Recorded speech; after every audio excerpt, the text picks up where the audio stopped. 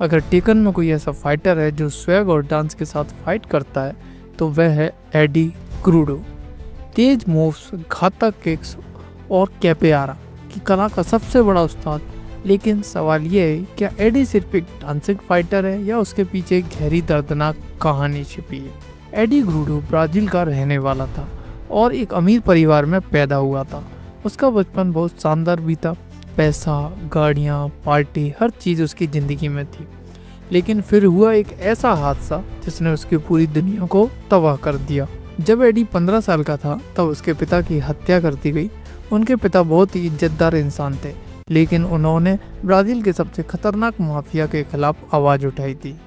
AD ने अपने पिता को मरते हुए देखा और उनके आखिरी शब्द थे, अगर तुम जिंदा रहना चाहते हो तो खुद को मजबूत बनाओ और अपना बदला लो। लेकिन इससे पहले कि एडी कुछ कर पाता, उस पर खुद की हत्या का आरोप लगा दिया गया। उसे झूठे इल्जाम में फंसाकर जेल में डाल दिया गया। जेल में रहते हुए एडी ने एक पुराने कैदी से कैपोआरा सीखना शुरू किया। कैपोआरा कोई साधारण फाइटिंग स्टाइल नहीं थी, इसमें डांस, लय और खतरनाक मूव्स का मेल था।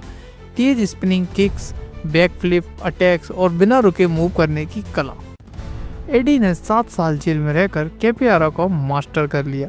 जब वह जेल से बाहर निकला तो अब वह कोई आम इंसान नहीं था, वह एक चलती फिरती मौत बन चुका था। अब उसका सिर्फ एक ही मकसद था, जिस माफिया ने उसके पिता को मारा उसे ख़त्म करना, और इसी बदले के लिए उसने टेकन टूर्नामेंट में एंट्री ली। टेकन में एडी का सिर्फ एक ही मकसद था, मिशिमा जाइत्सु के जरिए अपने पिता के हथियारों तक पहुंचना। उसने टूर्नामेंट में खतरनाक फाइटर्स को हराया, पॉल फीनिक्स, हॉरिंग और यहाँ तक कि यीसामित्सु तक को कड़ी टक्कर दी। लेकिन फिर उसे मिशिमा जाइत्सु की असली सच्चाई का पता चला। दुनिया के सबसे खतरनाक लोग इसी कंपनी को चला रहे थे।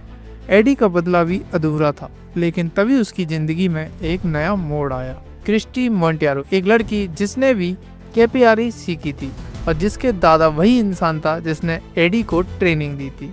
जब क्रिस्टी ने एडी को देखा तो उसे लगा कि वह उसका बड़ा भाई जैसा है। एडी को पहली बार किसी ने परिवार की तरह अपनाया। लेकिन क्रिस्टी का भी एक बड़ा दुश्मन था, जी कॉर्पोरेशन, जिसने उसके दादा को किडनैप कर लिया था। अब एडी का बदला सिर्फ उसके पिता तक सीमित नहीं था, अब वह क्रिस्टी के लिए भी लड़ रहा था।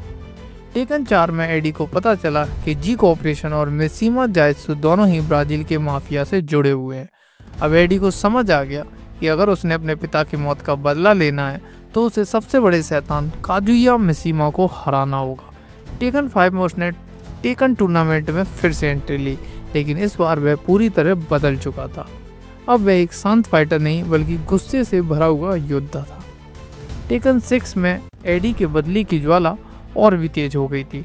उसने जी कॉर्पोरेशन के खिलाफ अकेले लड़ने का फैसला किया, लेकिन जल्दी उसे एहसास हुआ कि वह अकेले ये जंग नहीं जीत सकता। टेकन 7 में एडी पूरी तरह डार्क एडी में बदल चुका था।